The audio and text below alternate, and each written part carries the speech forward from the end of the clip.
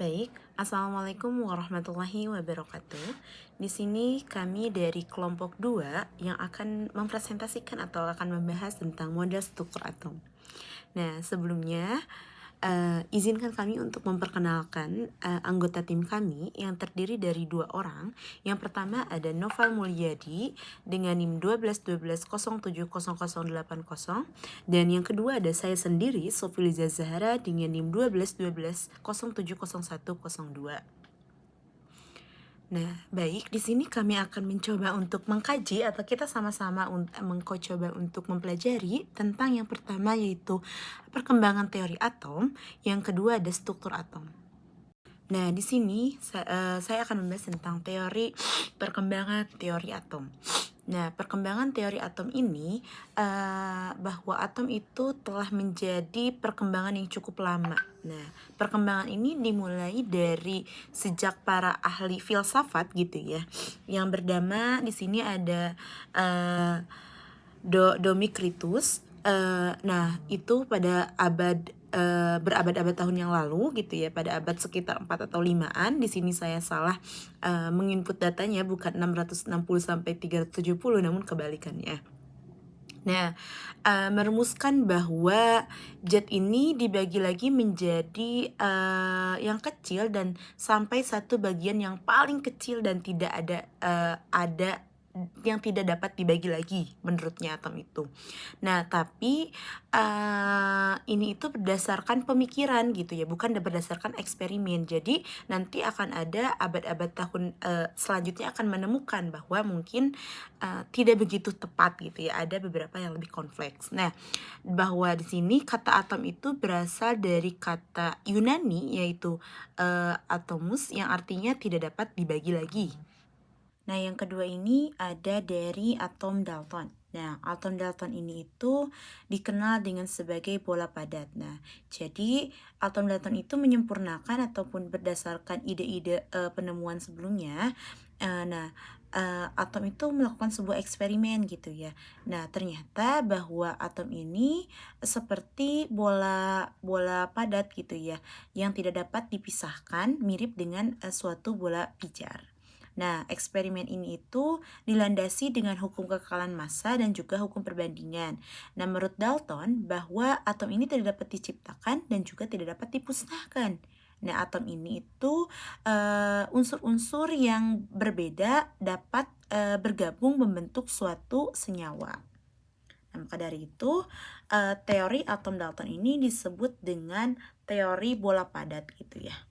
Nah, pada abad ke-19 ataupun pada abad ke-20 dikemukakan bahwa atom itu bukanlah suatu partikel yang terkecil dan tidak dapat dipisahkan. Ternyata adalah begitu kompleks lagi yang nanti akan dikemukakan oleh para ilmuwan selanjutnya. Nah, dari sini meskipun teori atom Dalton ini itu gagal gitu, bukan gagal mendefinisikan, tapi ini merupakan langkah penting dalam pengembangan ilmu pengetahuan. Jadi adanya Dalton itu membuka kunci wawasan ke yang lainnya, yang telah digantikan oleh model yang lebih kompleks dan akurat. Jadi gitulah. Nah, yang ketiga, atom Thomson atau kita disebut juga dengan suatu yang model kue kismis gitu ya. Nah, dalam penemuannya gitu ya, sekitar pada tahun 1897 memberikan dasar penting tentang perkembangan teori atom gitu ya. Dalam percobaannya melalui sebuah tabung sinar katoda gitu ya, dia melakukan sebuah penelitian di sinar katoda bahwa menemukan atom itu tidaklah unit yang tidak dapat dibagi lagi gitu ya, melainkan terdiri dari partikel subatomik. Tadi ya sudah disinggungkan bahwa ternyata atom itu bukanlah suatu partikel yang tidak dapat dibagi lagi, ternyata masih ada gitu ya. Dia menemukan sebuah elektron ataupun partikel bermuatan negatif yang ada di semua atom gitu ya. Nah, model ini si Thomson ini menggambarkan bahwa atom itu seperti kue kismis gitu ya, yang digambarkan oh iya ada mohon maaf barusan ada iklan yang digambarkan bahwa apa ya, jadi si atom kismis itu sebagai bola bermuatan positif yang menyebar merata dan elektron tersebar di seluruhnya seperti kismis atau puding gitu ya. Model ini berfungsi untuk menjelaskan distribusi muatan dalam atom dan juga struktur atom pada saat itu, meskipun kemudian ini tidak terbukti sepenuhnya akurat dengan penemuan struktur atom yang lebih kompleks di masa depannya gitu. Nah, yang selanjutnya gitu, yang keempat di sini ada pada tahun 1911 Ernest Rutherford melakukan sebuah percobaan menembakkan partikel alfa pada lempengan emas yang hasilnya menunjukkan bahwa sebagian besar partikel alfa itu diteruskan tetapi sebagian kecil itu dibelokkan bahkan dipantulkan. Nah, ternyata atom sebagian besar merupakan ruang kosong. Nah, dan sebagian besarnya itu massa atom terkonsentrasi pada inti atom yang sangat kecil dan bermuatan positif. Nah, elektron yang bermuatan negatif itu bergerak mengelilingi lintasan pada inti gitu. Maaf, bukan gini. Elektron yang bermuatan negatif bergerak mengelilingi inti pada lintasan tertentu. Itulah yang disebut dengan atom menurutnya. Nah, di selanjutnya ada atom board. Nah, model ini itu dikembangkan pada tahun 1913, memperluas model atom Rutherford dengan memperkenalkan konsep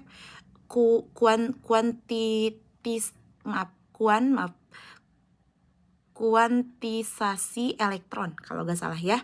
Nah, menurutnya bahwa elektron itu bergerak mengelilingi inti atom dalam lintasan tertentu atau kulit atom yang masing-masing memiliki tingkat energi tertentu. Nah,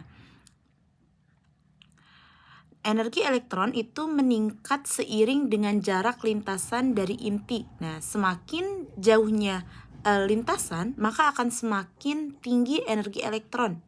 Nah, katanya elektron hanya bisa berada pada tingkatan energi tertentu saja gitu ya, dalam bentuk foton. Nah, maka dari itu merumuskan merumuskan cara menghitung jari-jari elektron yang dikenal sebagai jari-jari Bohr. Nah, model ini itu juga menjelaskan bahwa spektrum hidrogen, atom hidrogen dengan baik, tetapi tidak dapat menjelaskan spektrum atom yang lebih kompleks, sehingga memerlukan pengembangan teori yang lebih lanjut. Nah, selanjutnya di sini ada model atom modern ataupun model atom mekanik. Yang pertama itu ada dari Lewis de Broglie yang menyatakan bahwa atom tidak hanya berperilaku sebagai partikel tetapi juga sebagai gelombang. Selanjutnya ada dari Heisenberg, maaf kalau penyebutannya salah, itu menyatakan asas ketidakpastian yang menyatakan bahwa lintasan seperti yang dikemukakan oleh Bohr tidak mungkin ada gitu ya, karena yang ada hanyalah kebolehjadian yang ditemukan suatu partikel pada ruangan tertentu dalam atom yang disebut sebagai orbital. Nah, yang terakhir ada Erwin Schrödinger yang menyatakan merumuskan kebolehjadian merupakan kuadrat dari persamaan gelombang yang menggambarkan gerakan elektron. Seperti itu. Nah, di sini selanjutnya akan membahas tentang struktur atom yang kita ketahui di next selanjutnya, bahwa atom yang kita ketahui adalah bentuk terkecil dari suatu materi. Nah, atom ini terbagi menjadi inti atom dan kulit atom. Inti atom merupakan ukuran yang sangat kecil dibandingkan dengan ukuran atom sendiri. Nah, jadi ada atom, ada inti atom gitu ya, pasti kecil. Atom terdiri dari partikel-partikel yang dasar seperti yaitu partikel penyusun suatu atom, misalnya elektron, proton ataupun neutron. Nah, di sini elektron. Nah, elektron ini dikemukakan oleh Thomson pada tahun sekitar 1897 dengan melukakan suatu percobaan sinar katoda. Nah, elektron ini merupakan partikel dasar bermuatan negatif yang muatannya itu 1,29 kali 10 pangkat 19 kolom, jadi sangat kecil ya. Dikonversikan menjadi -1 gitu ya, itu mendekati -1. Nah, karena elektron ini bermuatan listrik gitu ya, jadi maka itu min gitu ya. Nah, massa elektron ini 0,0549, suatu massa atom dengan lambang E gitu ya. Nah, pembuktian ini itu tadi ya, bahwa melakukan percobaan dengan sinar katoda, di mana sinar katoda ini menunjukkan sifat-sifat. Yang pertama, sinar ini merambat dalam arah garis lurus dari katoda kecuali kalau dikenai gaya dari luar. Nah, bermuatan negatif ini terbukti karena adanya tarik-menarik gitu ya, bukan tarik-menarik, adanya ditarik oleh lempengan yang bermuatan positif, tidak ada tarik-menarik gitu ya. Jejak sinar ini juga dibengkokkan pada arah yang sama oleh medan magnet seperti halnya jejak partikel bermuatan negatif yang telah diuji sebelumnya. Nah, di sini ada sebuah gambarnya. Dalam gambar ini bahwa tabung katoda ini adalah alat yang sangat penting dalam sejarah fisika yang menunjukkan eksperimen dalam tabung katoda ini memberikan bukti tentang keberadaan elektron dan membuka jalan bagi pemahaman kita tentang struktur atom. Meskipun teknologi saat ini telah berkembang pesat, namun pemahaman tentang prinsip kerja tabung katoda masih relevan sampai saat ini. Nah, selanjutnya ada proton. Proton ini itu dikemukakan oleh Goldstein pada suatu percobaan pendaran ataupun fluoresensi, bahwa tampak dari tabung sinar katoda yang dilubangi yang menandakan ada sinar positif yang bergerak dalam tabung dan menumbuk pada ujung yang lainnya. Nah, proton ini merupakan partikel dasar bermuatan positif dengan muatan sama dengan muatan elektron, tetapi tandanya itu positif. Tadi kalau elektron negatif. Nah, massa proton itu 1,67492 kali 10 pangkat -7 kilogram atau 1,000885 SMA. Dibulatkan gitu ya menjadi 1 dan dilambangkan P. Proton ini terdapat pada sebuah inti atom. Yang selanjutnya ada neutron. Neutron ini terjadi karena perbedaan massa perbedaan massa proton dan juga elektron tidak cukup untuk menjelaskan total massa atom gitu ya.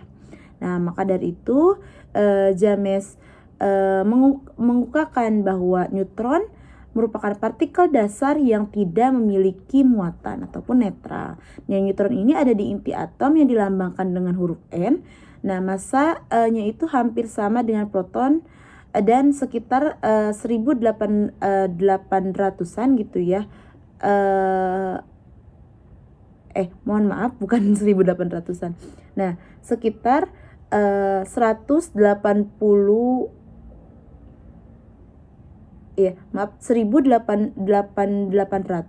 kali lebih berat daripada massa elektron. Nah, di sini ada nomor atom dan juga nomor massa, bahwa yang dilambangkan di sini ada X, A, Y, Z, bahwa X ini tuh melambangkan suatu unsur, A itu nomor massa, Z itu nomor atom. Nah, di sini bahwa yang pertama ada massa A gitu ya, atau dilambangkan dengan A, bukan massa A, massa yang dilambangkan dengan A. Nah, nomor massa adalah jumlah proton dan neutron gitu ya. Jadi A ini adalah jumlah proton dan neutron dalam inti atom. Nah, Nomor massa ini memberikan informasi tentang massa atom meskipun tidak persis karena massa proton dan neutron sedikit berbeda. Gitu ya. Makanya itu Z tambah neutron, ataupun jumlah neutron adalah si A ditambah si Z. Si A itu adalah nomor massa dikurangi si Z. Jadi ini untuk suatu cara kita untuk mengetahui berapa protonnya, berapa elektron dalam lambang atom ataupun unsur. Nah, di sini ada atom yang netral. Nah, atom yang netral apabila nomor atom sama dengan jumlah proton sama dengan jumlah elektron. Nah, ataupun nomor massanya itu proton ditambah neutron. Nah, kalau misalnya atom positif, atom dengan dengan nomor atom sama dengan jumlah proton. Nah, ataupun jumlah elektron itu sama dengan nomor atom dikurangi muatan. Nah, untuk atom negatif itu nomor atom sama dengan jumlah proton, jumlah elektron sama dengan nomor atom plus muatan gitu. Nah, di sini saya akan mencoba menjelaskan sebuah isotop, bahwa isotop itu di dalam unsur-unsur yang sama mempunyai atom dengan jumlah neutron yang berbeda. Nah, atom-atom unsur sejenis yang jumlah protonnya sama namun jumlah neutronnya berbeda itu dinamakan dengan isotop. Nah, kelimpahan isotop-isotop unsur di alam digunakan untuk menentukan massa atom relatif ataupun AR. Nah, massa atom relatif merupakan rata-rata nomor massa dari kelimpahan seluruh isotop itu gitu ya. Nah, di sini juga ada isobar. Isobar itu atom-atom dari unsur yang berbeda tetapi memiliki nomor massa yang sama, yang artinya jumlah total proton dan neutron dalam inti atom itu sama. Ada isoton. Isoton adalah atom yang memiliki jumlah neutron yang sama tetapi nomor atomnya dan nomor massanya yang berbeda. Assalamualaikum warahmatullahi wabarakatuh. Baik, di sini saya akan menjelaskan tentang struktur elektron atom, di mana struktur elektron atom ini ada 4 bagian. Yang pertama ada bilangan kuantum, yang kedua ada bilangan kuantum azimut, yang ketiga bilangan kuantum magnetik, dan yang keempat bilangan kuantum spin. Untuk yang pertama yaitu bilangan kuantum utama, di mana bilangan ini dilambangkan dengan N. Bilangan kuantum utama itu menyatakan tingkat energi utama atau kulit atom, dan untuk rumusnya yaitu 2 kali N pangkat 2. Bisa kita lihat ya dalam tabel, di mana ada yang diketahui kulit, terus yang kedua ada nilainya, dan yang ketiga yaitu rumus, di mana untuk kulit K sama dengan 1 itu nilainya 2. Jadi untuk rumusnya yaitu 2 kali 1 pangkat 2. Yang kedua yaitu L sama dengan 2. Untuk nilainya yaitu 8, di mana untuk rumusnya yaitu 2 dikali 2 pangkat 2. Begitupun M sama dengan 3, nilainya itu 18. Jadi untuk rumusnya yaitu 2 kali 3 pangkat 2. Dan yang terakhir untuk kulit keempat yaitu N sama dengan 4, untuk nilainya yaitu 32, dan untuk rumusnya yaitu 2 kali 4 pangkat 2. Mungkin selanjutnya kita ke bilangan yang kedua yaitu bilangan kuantum azimut, di mana bilangan kuantum azimut ini dilambangkan dengan M. Dan bilangan kuantum azimut ini menyatakan subkulit ya teman-teman. Nah, kita bisa lihat nih dalam tabel, di mana ada yang diketahuinya yaitu subkulit, nilai sama L. Di mana untuk subkulit S nilainya itu 2, dan L-nya dan nilai L-nya sama dengan 0. Terus yang kedua, subkulit kedua yaitu P, untuk nilainya 6. Terus nilai L-nya sama dengan 1. Selanjutnya yaitu subkulit D, dimana untuk subkulit D ini nilainya 10 dan L nya sama dengan 2. Yang keempat yaitu subkulit F, dimana untuk nilai subkulit F ini 14 dan L nya itu 3. Nah, mungkin selanjutnya yaitu bilangan yang ketiga, yaitu bilangan kuantum magnetik, dimana bilangan kuantum magnetik ini menyatakan orbital yang mendapati elektron pada suatu subkulit, dan orbital ini digambarkan dalam bentuk ruang atau kotak. Bisa kita lihat ya dalam tabel, itu ada subkulit L dan M. Subkulit yang pertama yaitu S, untuk nilai L nya sama dengan 0, maka M nya sama dengan 0. Subkulit yang kedua yaitu P, untuk nilai L nya sama dengan 1 dan nilai M nya sama dengan min 1, 0 plus 1. Untuk subkulit yang ketiga yaitu D, dimana untuk nilai L nya yaitu sama dengan 2 dan nilai M nya yaitu min 2, min 1, 0 plus 1 plus 2. Untuk subkulit yang keempat yaitu F, dimana untuk nilai L nya sama dengan 3 dan nilai M nya yaitu min 3, min 2, min 1, 0 plus 2 plus 3. Nah, kita bisa lihat juga ya di bawah tabel, itu subkulit S sama dengan 0, maka diagram orbitalnya yaitu satu kotak. Terus yang kedua subkulit P, untuk diagram orbitalnya yaitu 3 kotak. Untuk subkulit ketiga yaitu D, dan diagram orbitalnya yaitu 5. Subkulit keempat yaitu F dan diagram orbitalnya yaitu 7. Nah, mungkin selanjutnya kita ke bilangan yang keempat, yaitu bilangan kuantum spin, dimana bilangan kuantum spin ini menyatakan arah rotasi jarum jam gitu. Seperti S sama dengan plus setengah atau S sama dengan min setengah, dimana untuk S sama dengan plus setengah itu menyatakan arahnya itu ke atas gitu. Dan yang S sama dengan min setengah yaitu menyatakan arahnya itu ke bawah. Nah, mungkin itu saja yang dapat saya sampaikan, kurang lebihnya mohon maaf. Saya kembalikan ke moderator. Oke, mungkin cukup sekian dari kelompok kami. Mohon maaf bila ada kesalahan. Wassalamualaikum warahmatullahi wabarakatuh.